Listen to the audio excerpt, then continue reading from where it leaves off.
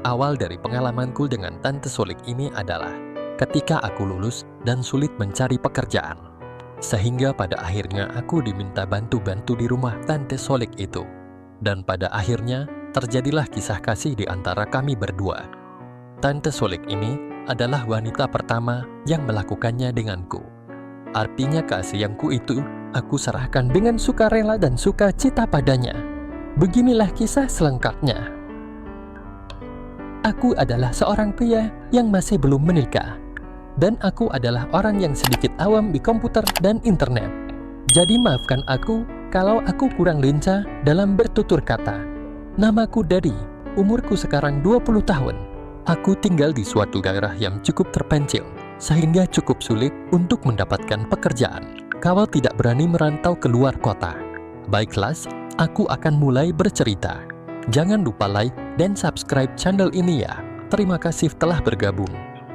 Inilah pengalaman pertamaku merasakan indahnya surga dunia dengan seorang wanita. Wanita yang telah memberikan pengalaman indah itu adalah tanteku sendiri. Kisah ini dimulai ketika aku masih berumur 20 tahun dan saat itu sedang menjadi pengangguran. Pada saat itu, aku masih tinggal di rumah orang tuaku di sebuah desa. Ketika Om Dito mendengar kalau aku sudah lulus dan belum bekerja, maka Om Dito pun menyuruhku ikut bantu-bantu di rumahnya yang ada di kota besar itu. Karena aku memang ingin sekali bisa bekerja dan mencari pengalaman di kota besar, akhirnya aku pun menyetujuinya. Pekerjaan apapun akan aku lakukan nantinya, yang penting bisa bekerja dan memperoleh pengalaman. Om Dito ini adalah sepupu jauh dari ayahku dan dia mempunyai seorang istri cantik yang bernama Solih dan aku panggil Tante Solih. Om Dito adalah seorang pengusaha dan punya usaha di beberapa kota, sehingga dia sering pergi keluar kota untuk mengurus bisnisnya itu. Om Dito sudah berumur sekitar 44 tahun. Orangnya cukup ganteng meskipun rambutnya sudah tidak selebat dulu. Sedangkan istrinya, yaitu Tante Solik, sudah berumur 37 tahun. Orangnya masih sangat menarik kalau menurut pandanganku. Rambutnya masih hitam dan panjang terawat, kulitnya putih. Meskipun memang ada kecenderungan agak gemuk di bagian pinggang, seperti layaknya wanita sudah menjelang separuh baya pada umurnya. Tante Solik ini memang cantik kalau yang suka nonton film Suzana. Nah, kira-kira Tante Solik itu seperti itulah, tapi tidak menyeramkan. Om Dito dan Tante Solik punya satu orang putri. Umurnya sekitar 15 tahun, namanya Safira dan dipanggil Vira. Karena kesibukan suami Tante Solik yang sering pergi keluar kota untuk mengurus usahanya itu, maka Tante Solik pun lama-lama merasakan sepinya hidup. Kadangkala Tante Solik itu suka lupa untuk duduk secara sopan. Bahkan seringkali tanpa sengaja aku bisa melihatnya duduk dengan memamerkan keindahannya itu.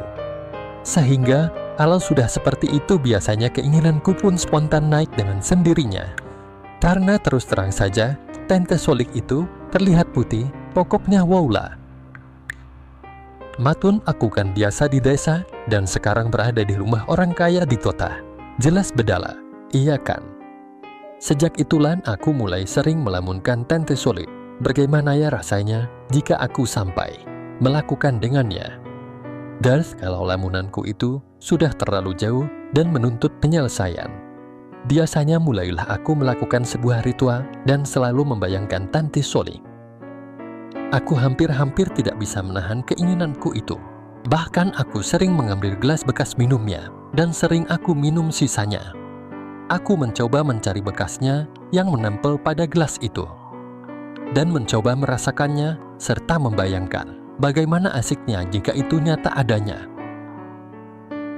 Suatu ketika aku harus menjaga rumahnya itu sendirian karena Om Dito dan seluruh keluarganya harus pergi keluar kota untuk waktu yang cukup lama.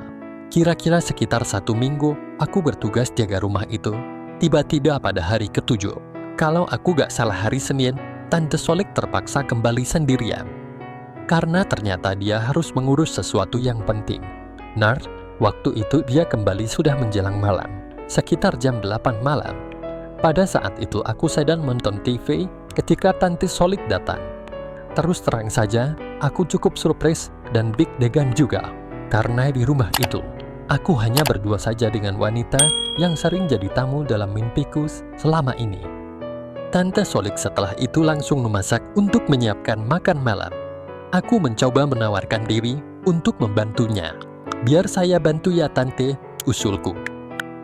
"Boleh, makasih banget lo Dedi," sahutnya.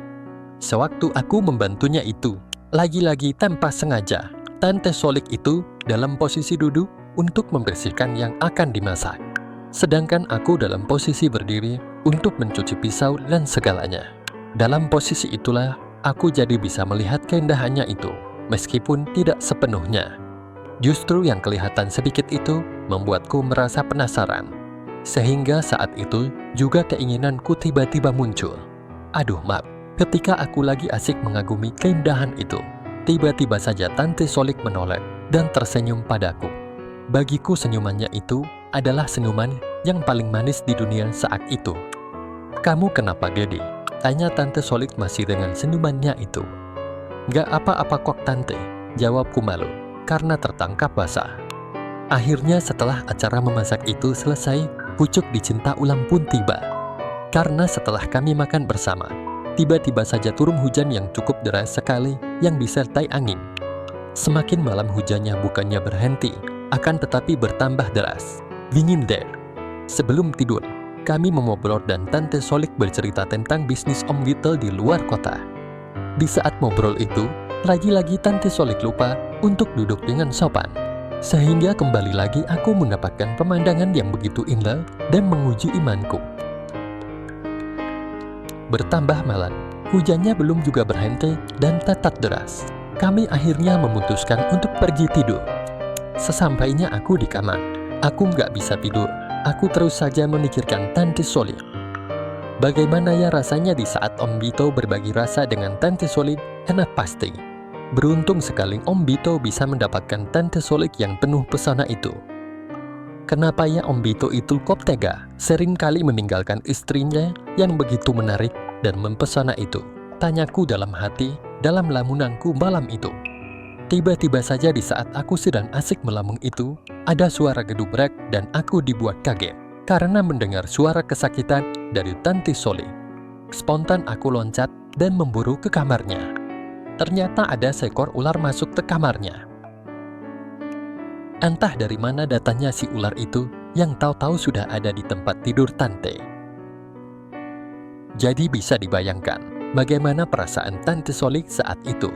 Panik sekali dan tentunya juga ketakutan. Aku segera bergegas ke dapur untuk mengambil alat. Terus aku lumpuhkan ularnya dan aku guan. Setelah itu aku balik lagi ke kamar Tante Solik untuk memastikan keadaan Tante Solik waktu itu. Aku duduk di sisi tempat tidur Tante Solik. Tante Solik tampak terdiam, mungkin karena shock. Akhirnya aku mencoba untuk memberikan kekuatan layaknya seperti yang ada di film-film yang pernah aku lihat. Perlahan aku pegang tangannya dan berkata, "Tante, sekarang sudah aman kok. Ularnya sudah aku buat." Ucapku mencoba menenangkannya. Tapi tiba-tiba saja Tante Solik dengan begitu cepatnya menubruk padaku. Tentu saja aku kaget menerimanya. Dengan sedikit berdegup aku pun meraihnya.